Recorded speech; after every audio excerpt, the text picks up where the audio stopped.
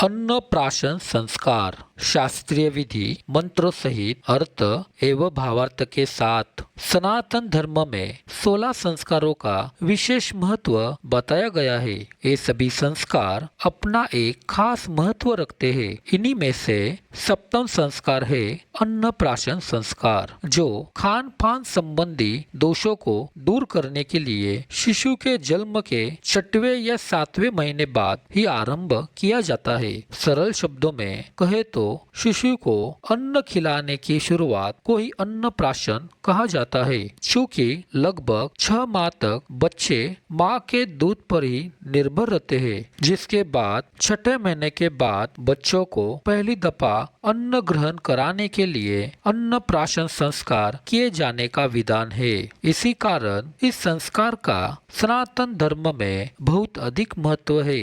आज हम आपको इस लेख के माध्यम से बताएंगे कि आखिर क्या है अन्नप्राशन संस्कार और क्यों है सनातन धर्म में इसका विशेष महत्व। साथ ही इस संस्कार को करते वक्त किन बातों का विशेष तौर पर ध्यान रखना चाहिए, कब किया जाना चाहिए अन्नप्राशन संस्कार। अन्नप्राशन संस्कार शिशु के जन्म के बाद 6ठे या 7वें महीने में ही किया जाना शुभ होता है, क्योंकि इस समय बच्चे के दांत निकलने लगते हैं, जिससे बालक हल्का भोजन पचाने में सक्षम हो जाता है। इससे पहले तक बच्चे केवल माँ के दूध पर ही निर्भर रहते हैं।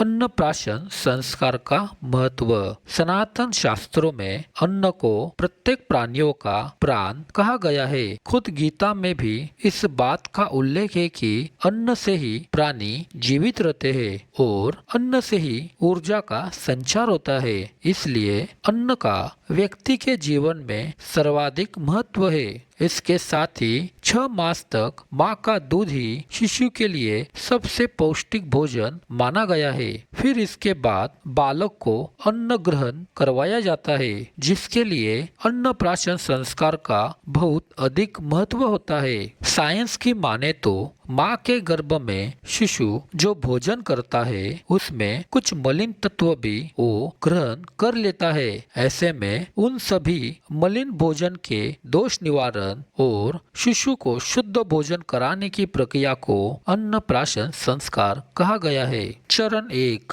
मुहूर्त निर्धारण। 1 सप्ताह पूर्व शास्त्र अनुसार मुहूर्त निश्चित करें। 6वें में पुत्र का, 6वें या 8वें में पुत्री का। शुभ नक्षत्र रोहिणी, पुष्य, हस्त, श्रवण आदि। शुभवार सोमवार, गुरुवार, बुधवार। अशुभ योग ग्रहण, संस्कृति, रजस वाला काल आदि टाले। ब्राह्मण पंडित की उपलब्धता सुनिश्चित करे। स्थान घर में पूर्वाभिमुख मंदिर के निकट का भाग। सुबह 9 से 11 बजे के बीच का समय आदर्श होता है। चरण 2 सामग्री जुटाना। 2 दिन पूर्व आवश्यक सामग्री की व्यवहारिक सूची। पूजन के लिए कलश, गंगाजल, नारियल, दुर्वा, रोली, चावल ले।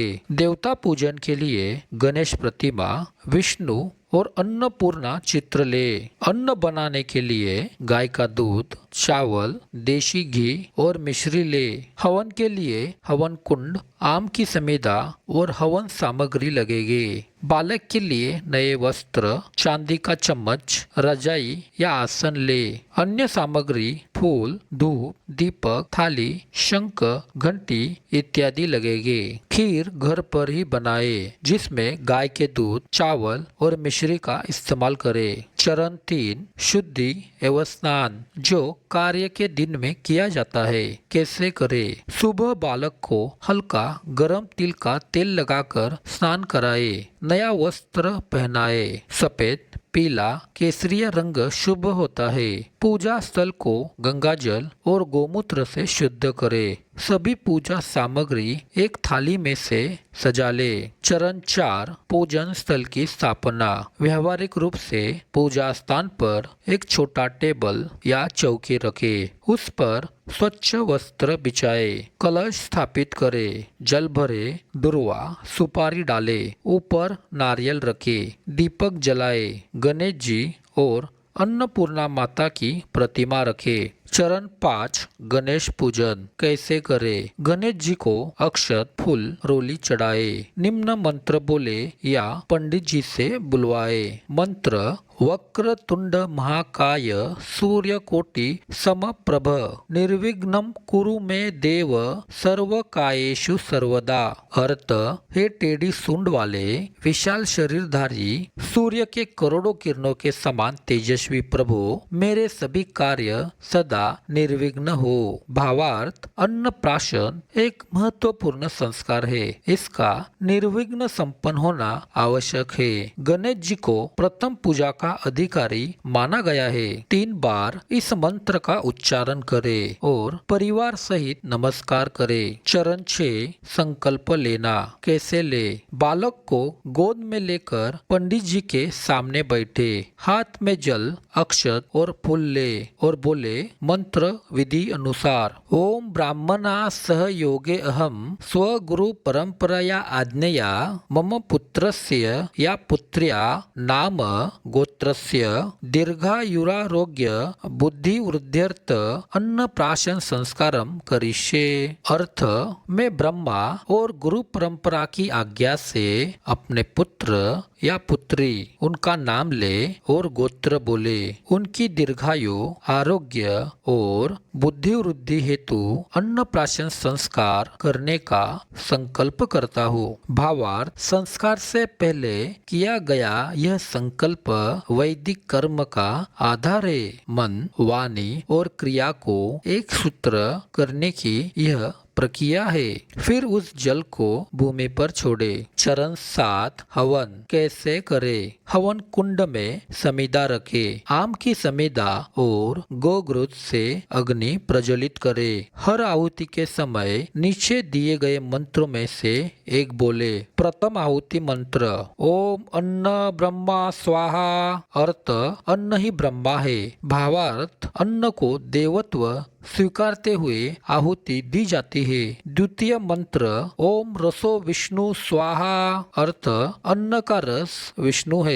भावार्थ, अन्न का पोषण तत्व विष्णु स्वरूप है जो पालन करते हैं। तृतीय मंत्र ओम भोजना महेश्वर स्वाहा।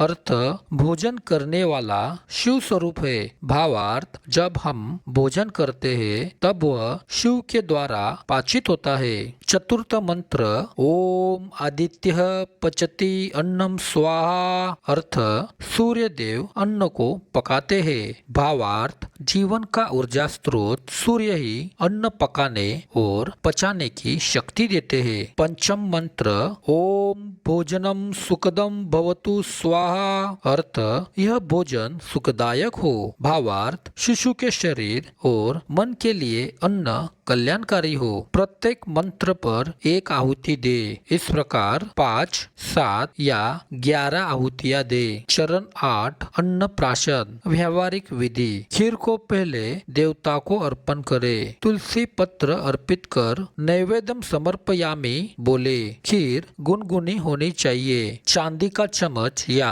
तुलसी पत्र ले, शिशु को गोद में ले और उसका मुंह साफ करे। शिशु को अन्न प्राशन करवाने से पहले यह मंत्र बोले। मंत्र ओम अन्नात् भवन्ति भूतानि अन्नेन जीवन्ति सर्वे अन्नम ही प्रजापति देवानां बलम ब्रह्म च अस्ति तस्मात् अन्नम प्राशयामि।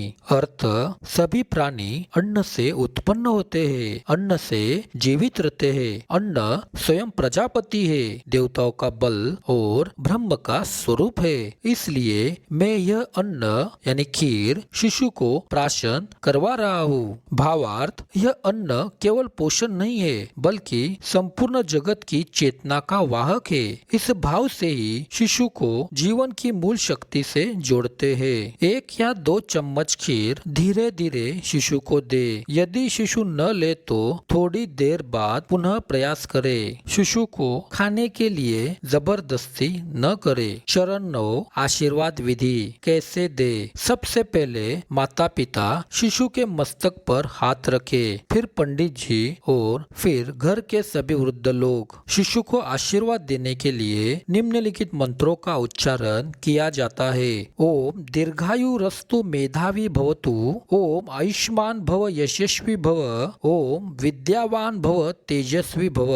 अर्थ, तू दीर्घायु, बुद्धिमान, यशस्वी, ज्ञानवान और तेजस्वी हो। भावार्थ, संस्कारों का उद्देश्य केवल शरीर को नहीं वरन चरित्र, ज्ञान, तेज और धर्म बुद्धि का संचार है। चरण 10, प्रतीक चयन विधि। यदि करना चाहे कैसे करे? शिशु के सामने धार्मिक ग्रंथ, पैसे, फल, माला और धनुष्य या हथियार रखे। इसमें धार्मिक ग्रंथ ज्ञान का प्रतीक है, पैसे धन का प्रतीक है, फल सुख का प्रतीक है, माला भक्ति का प्रतीक है, धनुष्य या हथियार पराक्रम का प्रतीक है। और देखिए कि शिशु किसे पहले उठाता है। शिशु जिस वस्तु को पहले पकड़ता है वह उसके स्वभाव की ओर संकेत देता है। यह प्रतीकात्मक परंपरा है। यह पूर्णत सांकेतिक परंपरा है। चरण 11, प्रसाद वितरण और ब्राह्मण सम्मान कैसे करे? हवन समाप्ति के बाद पंडित जी को दक्षिणा और वस्त्र दे। परिवार में खीर और फल का वितरण करे। यदि संभव हो तो गरीबों को भी खीर दान करे। निष्कर्ष, अन्नप्राशन केवल पहली बार अन्न खिलाना नहीं है, यह वैदिक जीवन के लिए शिशु का पोषण प्रवेश संस्कार है। इसमें शिशु को देवत्व युक्त संस्कारित शुद्ध अन्न का आरंभिक संस्कार दिया जाता है।